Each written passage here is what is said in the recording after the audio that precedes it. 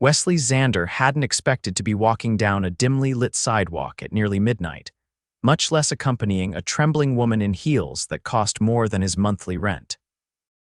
But there he was, hands shoved into the pockets of his worn-out jacket, walking beside a woman who looked like she belonged in a high-rise boardroom instead of a deserted street. "I swear someone was following me," Bianca Delacroix whispered, her voice barely audible over the distant hum of city traffic. Wesley frowned, scanning the empty street. He didn't see anyone, but the fear in her eyes was real. He'd seen that look before on his daughter's face when she had a nightmare, on his own face in the mirror when bills piled up higher than his paycheck. He couldn't just leave her alone. "Let's keep walking," he said, his voice steady. "There's a diner a few blocks up. You'll be safe there." Bianca hesitated, glancing over her shoulder as if expecting shadows to lunge at her. Then, with a shaky breath, she nodded and fell into step beside him. She didn't belong in his world, that much was obvious. Her tailored coat screamed luxury, her perfume smelled like money, and the diamond earrings catching the streetlights were probably worth more than his car if his old rust bucket could even be considered a car anymore. But none of that mattered right now. Right now, she was just a frightened woman, and he was the only one around willing to help. They reached the diner, a run-down place with flickering neon lights and a waitress who barely looked up as they stepped inside. Wesley guided Bianca to a booth in the corner, letting her sit first before sliding in across from her. "You okay?" he asked, watching as she wrapped her arms around herself. She exhaled slowly, nodding. "I think so, she shook her head. "It's been a long night," Wesley signaled for the waitress. "Coffee," Bianca hesitated, then nodded. "Please." The waitress poured them both a cup before disappearing again. Bianca wrapped her hands around the mug, staring into the dark liquid like it held all the answers she needed. Wesley leaned back, studying her.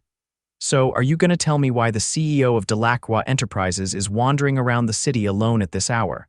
Her gaze snapped to his, surprised. "You know who I am," he shrugged. "I read the papers." "Hard to miss when someone like you makes headlines." She let out a humorless chuckle. "Right, another article about the ruthless businesswoman, I'm sure." He tilted his head. "They don't mention you being scared in the middle of the night." Her fingers tightened around the mug. "I had a meeting that ran late. My driver was supposed to pick me up, but he never showed. My phone died and I tried to hail a cab, but..." She shook her head. "I swear someone was following me." Wesley didn't doubt it. A woman like her alone, vulnerable, was an easy target. "You did the right thing getting out of there," he said. "But next time, don't walk around alone. Call security or a friend." She let out a dry laugh. "I don't have many friends." He studied her for a moment. She was powerful, wealthy, and probably had an army of employees at her command. But right now, she just looked lonely. "I'm Wesley," he said, offering his hand. "Wesley Xander." She hesitated, then shook it. Her grip was firm, but her fingers were cold. "Bianca." "Nice to meet you, Bianca." A small, tired smile flickered across her lips. "Nice to meet you too, Wesley." They sat in silence for a moment, sipping coffee. Wesley wasn't sure why he was still here. He could have left once she was safe inside, but something about her, about the way she held herself together, even when she was clearly shaken, made it hard to walk away. "You have kids?" she asked suddenly, nodding toward his hand. He glanced down, realizing she was looking at the faded crayon marks on his fingers. He'd been helping his daughter, Lily, with her homework before heading out to pick up groceries. "Yeah," he said, "a daughter." "She's 6. Something softened in Bianca's expression. "That's nice," he chuckled. "Nice isn't the word I'd use when she's throwing a tantrum over bedtime." She smiled, and for the first time it wasn't forced. They talked for a little while longer about nothing and everything. Wesley learned she had no family left, that she'd built her company from the ground up after her father's death. Bianca learned he worked 2 jobs to make ends meet, that he'd once dreamed of being an architect before life had other plans. By the time they stepped out of the diner, the city felt a little quieter, a little less intimidating. "Do you need a ride home?" Wesley asked. Bianca hesitated, then shook her head. "I'll call a car now that my phone's charged." He nodded. "Be safe, Bianca." She looked up at him, something unreadable in her expression. "Thank you, Wesley, for staying," he shrugged. "Couldn't leave you alone, could I?" She smiled again, small, genuine. Then she turned, walking toward the waiting car that had pulled up at the curb. Wesley watched her go, telling himself this was the end of it. Just a strange night, a chance encounter. But as he walked home, something told him he hadn't seen the last of Bianca Delacroix, not by a long shot. Wesley hadn't expected to see Bianca again. Not really. That night had felt like a strange, fleeting moment, one of those encounters that felt significant in the moment, but faded into memory soon after. But 2 days later, she walked into the small, family-owned hardware store where he worked part-time, looking entirely out of place among the dusty shelves and flickering fluorescent lights. Heads turned. She wasn't exactly the kind of customer they usually saw dressed in a sleek beige coat, her hair pulled into a low, elegant knot. Wesley nearly dropped the box of nails he was restocking when their eyes met. She approached him with measured steps, her heels clicking softly against the worn linoleum. "Wesley," he straightened, wiping his hands on his jeans. "Bianca," she glanced around, arching a brow. "This is where you work." "One of the places," he replied. "What are you doing here?" She reached into her coat pocket and pulled out a neatly folded piece of paper, handing it to him.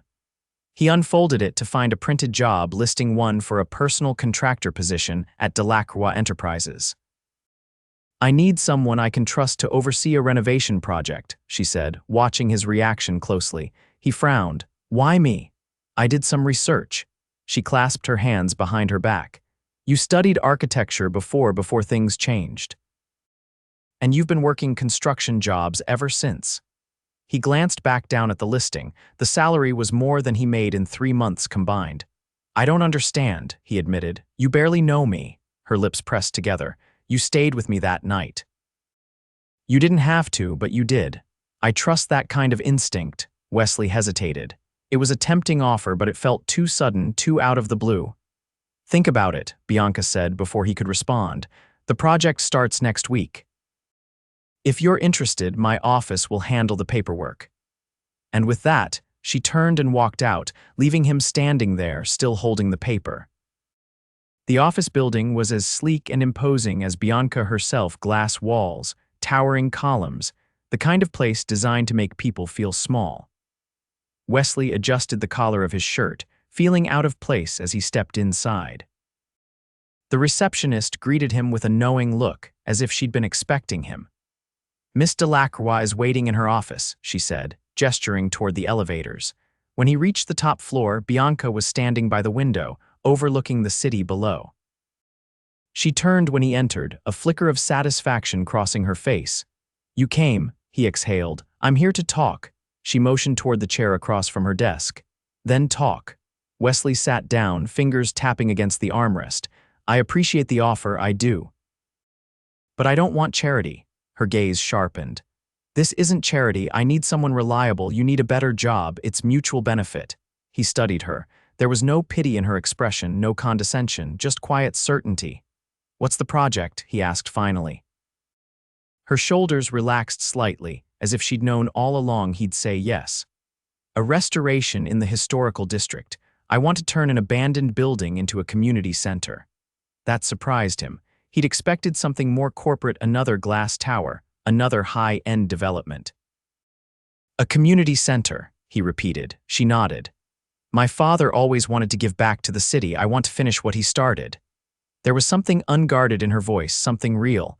Wesley leaned back, rolling the thought around in his mind. It was a good project, a meaningful one.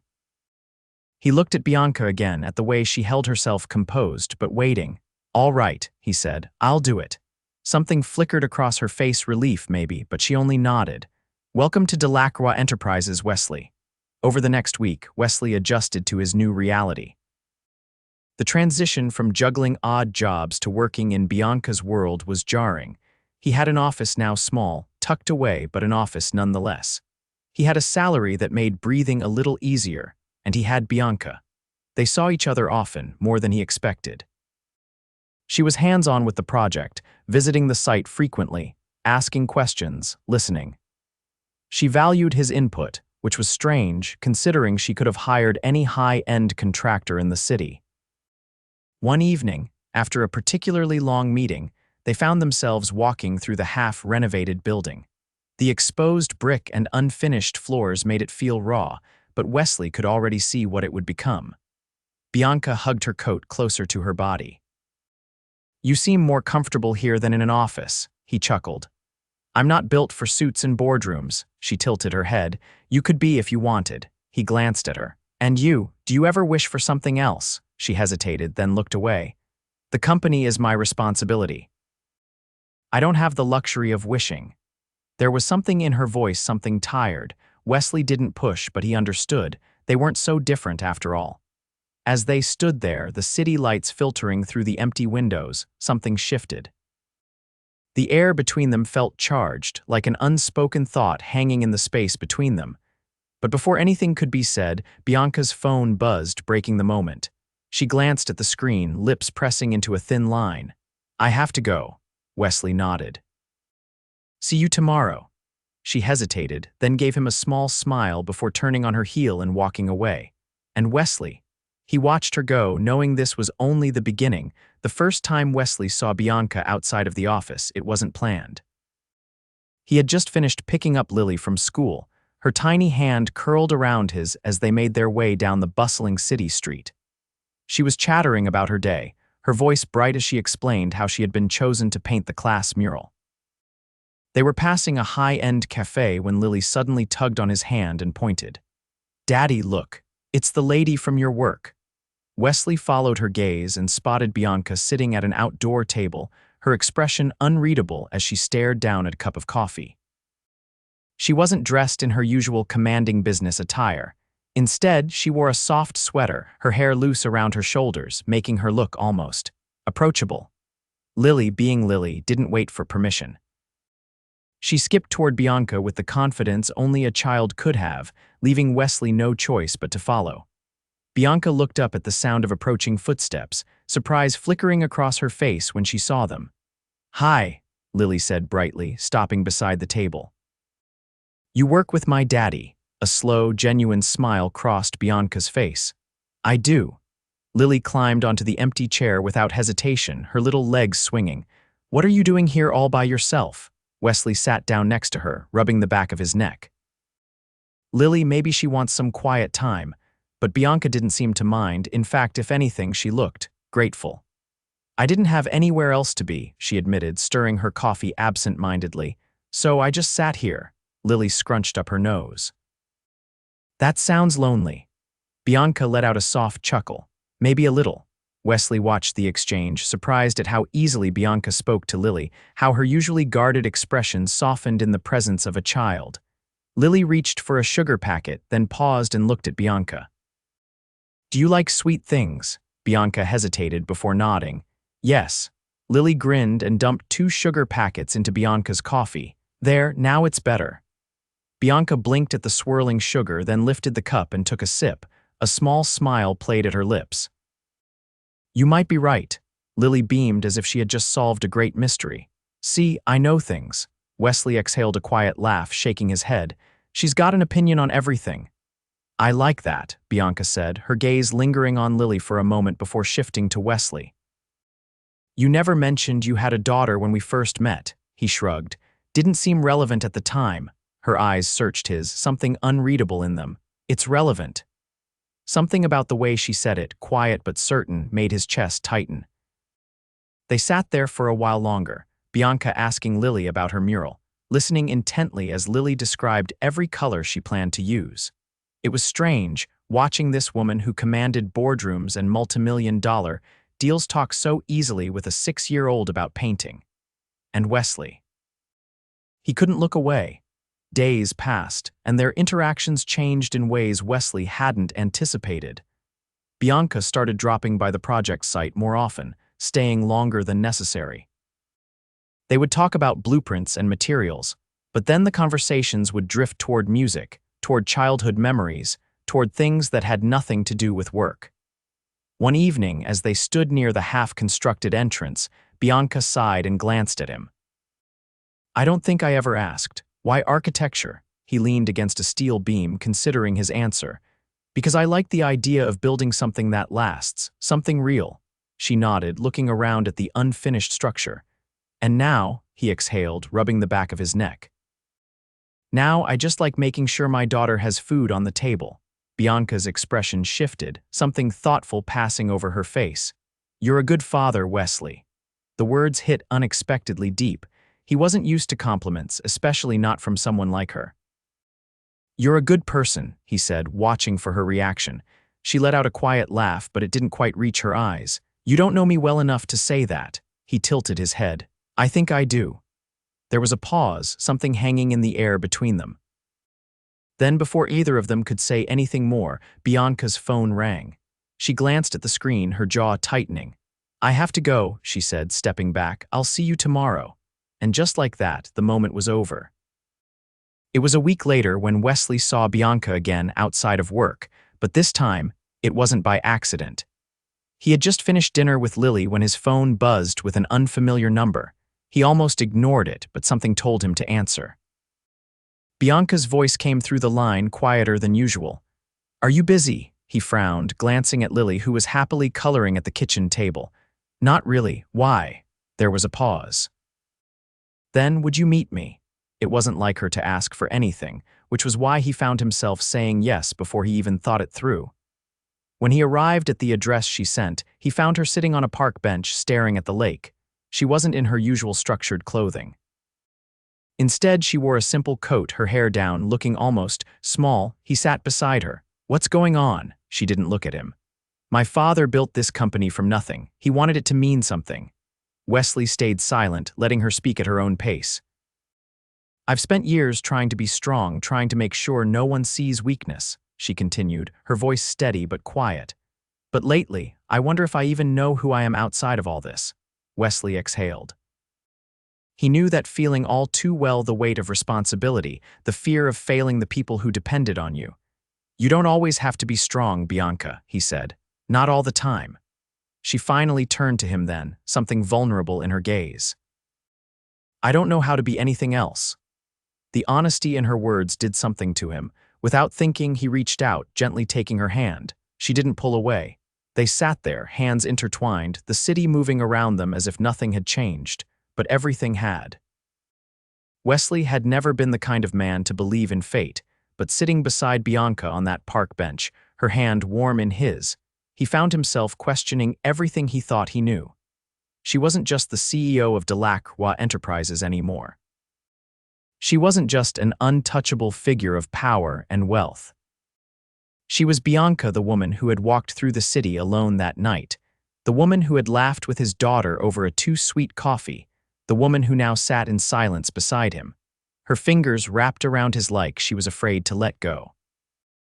The realization settled deep in his chest, something immovable and certain. Bianca turned her head slightly, watching him. You're staring, she murmured, her voice softer than he had ever heard it. He didn't look away. I'm just trying to figure out how we got here. A small breath of laughter escaped her lips, but it wasn't dismissive, it was thoughtful. I don't know, she admitted, but I don't want to question it. Neither did he. For a long moment, neither of them spoke. The city lights glittered against the water, and the distant hum of traffic filled the silence between them, but none of it mattered. The only thing that mattered was the quiet understanding, the unspoken shift in the air. Finally, Bianca inhaled deeply and straightened. I should probably head home. Wesley hesitated for only a second before he said, Let me take you. She glanced at him, searching his face. He could see the internal debate in her eyes, the part of her that was used to handling everything on her own. But then, with the faintest nod, she agreed. The drive was quiet at first, the city slipping past in a blur of neon lights and shadowed streets. But then Bianca spoke, her voice quieter than usual. I don't let people in, Wesley. His hands tightened around the steering wheel. I know. She turned her head toward the window, watching the world outside. It's not because I don't want to, it's because I don't know how. He exhaled, glancing at her. You're doing it now. She looked at him then, something raw and unguarded in her expression. You make it easy. The words hit him harder than he expected. When they reached her building, he put the car in park, but neither of them moved. Bianca's fingers hovered over the door handle, but she didn't open it. Instead, she turned to him. Come upstairs. It wasn't a question. It wasn't even an invitation. It was something else entirely, something that tied itself around his ribs and pulled. And Wesley, he followed. Upstairs, her penthouse was exactly what he imagined: modern, sleek, with floor-to-ceiling windows that overlooked the city skyline. But none of it seemed to matter to her. She didn't care about the view, the expensive furniture, or the perfectly curated space. She cared about this, about him.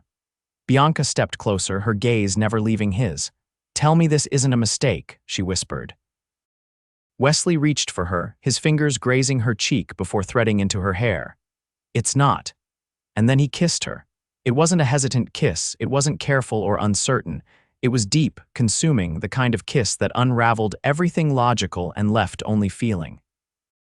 Bianca melted against him, her hands fisting the fabric of his shirt like she was afraid he might disappear.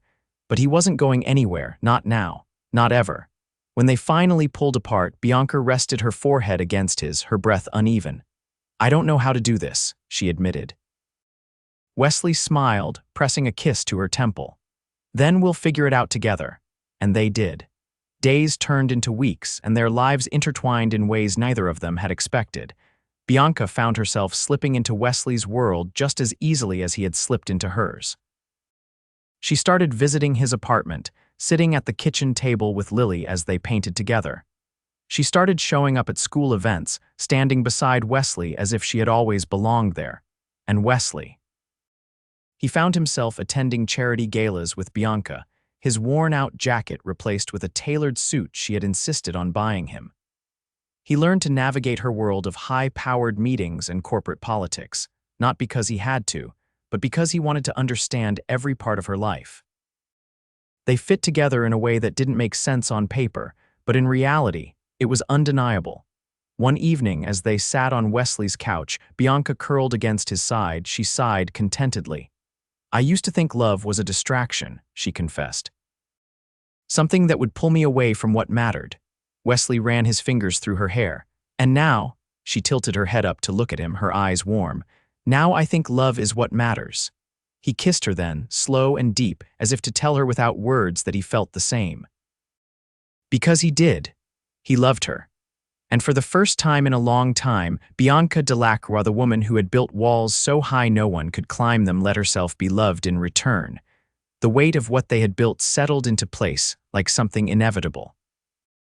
There was no more hesitation, no more uncertainty. Bianca and Wesley had chosen each other, and that choice wove itself into the fabric of their daily lives.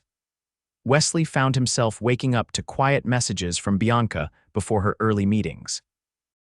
Bianca found herself thinking of him between decisions that would shift the course of her company. And Lily. She had taken to Bianca with an ease that startled even Wesley, as if she had known all along that Bianca Delacroix belonged in their small but fiercely loyal family. It was a Sunday when everything changed again. Wesley had taken Lily to the park, the crisp autumn air carrying the scent of fallen leaves and the distant sweetness of a nearby bakery. She raced ahead, her laughter ringing through the open space, a burst of color against the golden hues of the trees. Bianca arrived quietly, dressed in a soft sweater and dark jeans, blending effortlessly into the world Wesley and Lily had created together. Her presence no longer felt like an intrusion, it was natural, as if she had always been there. Lily spotted her first, excitement lighting up her face. She ran back, wrapping her arms around Bianca's waist with the kind of affection that was freely given and fiercely meant. Bianca's fingers threaded through Lily's hair, her expression tender.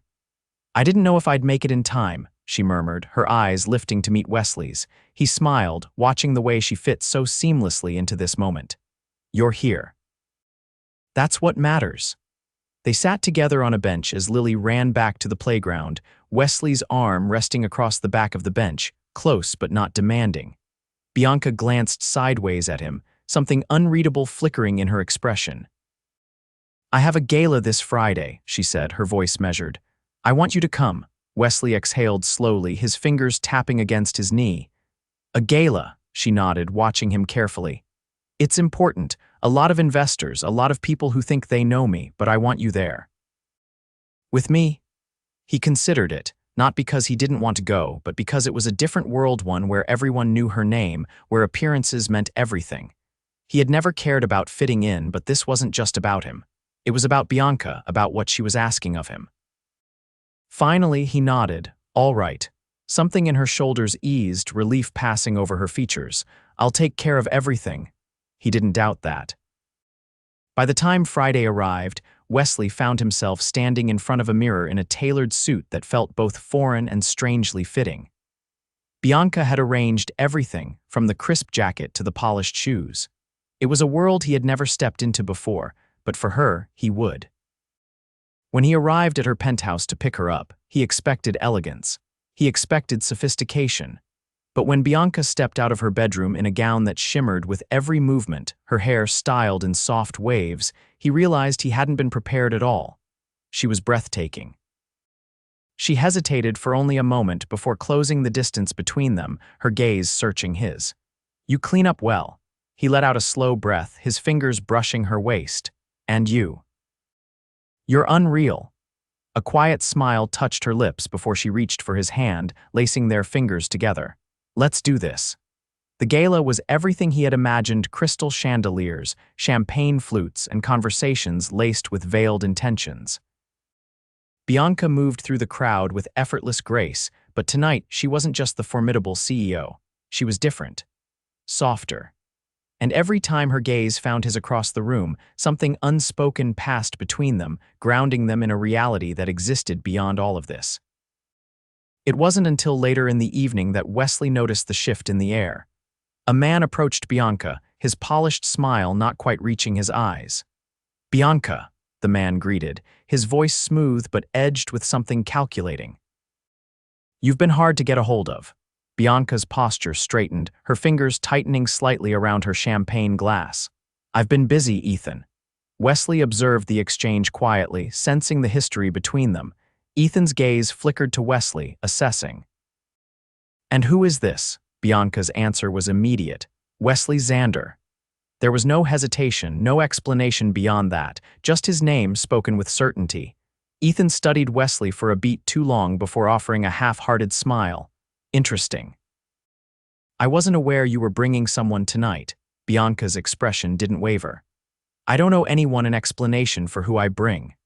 Wesley watched as Ethan's smile tightened, but he didn't press further. Instead, he nodded and excused himself, disappearing into the crowd. Bianca exhaled slowly, her eyes meeting Wesley's. That was my father's former business partner, she admitted. He's been circling, waiting for me to slip. Wesley reached for her hand, brushing his thumb over her knuckles. You're not going to slip. She held his gaze, something unreadable in her expression before she leaned in, her voice barely above a whisper. Not with you here. The night ended with them standing outside the gala, the cool air wrapping around them as the city stretched beyond. Bianca turned to him, searching his face. Did tonight feel like too much? He shook his head. It felt like exactly where I was supposed to be. She let out a quiet breath, relief threading through it. Good. Then, before he could say anything else, she reached up, her fingers curling around the lapels of his jacket as she kissed him. It wasn't just a kiss. It was a declaration, a promise, a moment that anchored everything they had built together. When they pulled apart, Wesley brushed his fingers through her hair, his voice steady. I love you, Bianca. She inhaled sharply, her eyes searching his before she whispered, I love you too. And just like that, everything that had once felt impossible became something undeniably real. Bianca had spent years mastering control over her emotions, over her career, over every inch of her life. But with Wesley, control had never been an option. He had unraveled her in ways she hadn't even known were possible, slipping into the cracks she hadn't realized she had. And now, standing in his apartment as Lily sat curled up on the couch with a picture book, Bianca felt something she had spent years avoiding. Peace.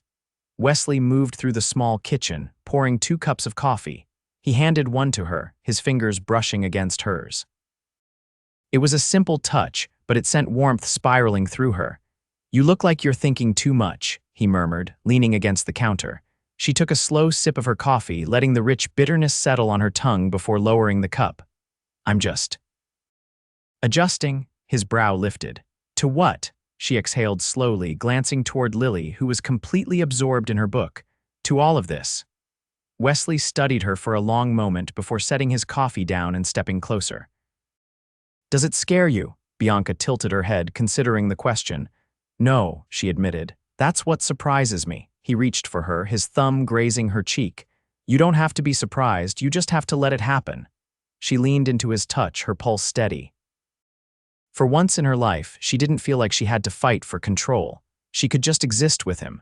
Lily looked up from her book then, her bright eyes flicking between them. "Are you gonna marry my daddy?" Bianca nearly choked on her coffee. Wesley turned, his expression caught somewhere between amusement and shock. "Lily," he started, but she simply shrugged. "What?" she asked innocently. "You love each other." Bianca glanced at Wesley, her heart thudding against her ribs. They hadn't talked about marriage, not yet. But the idea didn't send her into a panic the way she might have expected. Wesley crouched in front of Lily, brushing a stray curl from her face. "That's a big question, kiddo." Lily wrinkled her nose. "Not really." Bianca laughed softly, shaking her head. "You don't hold back, do you?" Lily grinned. "Nope." Wesley looked at Bianca then, something unreadable in his gaze. "Guess I'll have to make sure I do this right." She frowned slightly, but before she could ask what he meant, he turned back to Lily. "Why don't you go pick out a bedtime story?" "I'll be there in a minute." Lily nodded and hopped off the couch, disappearing into her room. Once she was gone, Bianca crossed her arms, leveling Wesley with a look. "What was that about?" He stepped closer, his hands slipping around her waist. "You'll see." A week later, Bianca arrived at the project site just as the last of the workers were packing up for the day. The community center was nearly finished, the structure transformed from an abandoned building into something full of purpose. It was a testament to what could happen when people believed in something bigger than themselves. Wesley was standing near the entrance, his hands in his pockets as he looked up at the completed exterior. When he noticed her, his expression shifted into something warm, something steady. "Perfect timing," he said. She arched a brow. "For what?" He nodded toward the building. "Come inside." She followed him through the doors, her heels clicking softly against the polished floors. The space was open and inviting, filled with natural light. But it wasn't the architecture that caught her attention. It was the way Wesley turned to face her, his expression uncharacteristically serious. "I've been thinking a lot about what Lily said the other night," he admitted. Bianca's breath caught. "Oh," Wesley exhaled, reaching into his pocket. And then right there, in the middle of the building they had built together, he pulled out a small velvet box. Bianca's heart stopped. "I know your life has been about control," he murmured, flipping open the box to reveal a stunning ring, classic, elegant, undeniably perfect. "And I know letting people in hasn't been easy for you, but you let me in. You let Lily in, and I don't want to spend another day pretending I don't already know how this ends." Her throat tightened. "I love you," he continued, his voice steady. "Not just in the quiet moments, but in the chaos, in the uncertainty, in every space in between. And if you'll let me, I want to spend the rest of my life proving that love doesn't have to be something you control. It just has to be something you trust." Tears burned behind her eyes. She had always imagined a proposal would make her feel trapped, like a decision being forced upon her. But this felt like freedom. She didn't hesitate. "Yes." Wesley's breath hitched, his relief unmistakable as he slipped the ring onto her finger. And then he was kissing her, holding her close like he never intended to let go. She knew, without a doubt, that he never would. Months later, the community center was officially open, the space filled with laughter and life. Bianca stood at the entrance, watching Wesley kneel beside Lily as she painted a mural on the outer wall. Lily beamed up at him. "I think we did good, Daddy." Wesley ruffled her hair. "Yeah, kiddo, we did." Bianca stepped forward, her fingers slipping into Wesley's. He turned, pressing a kiss to her temple, his other hand resting over the small curve of her stomach, a silent acknowledgement of the next chapter they were about to begin. She had spent her life building walls, but Wesley had shown her that the strongest foundation wasn't built from steel or concrete. It was built from love, from trust, from the people who refused to let go. And as she stood there, surrounded by everything they had created together, Bianca knew this was only the beginning.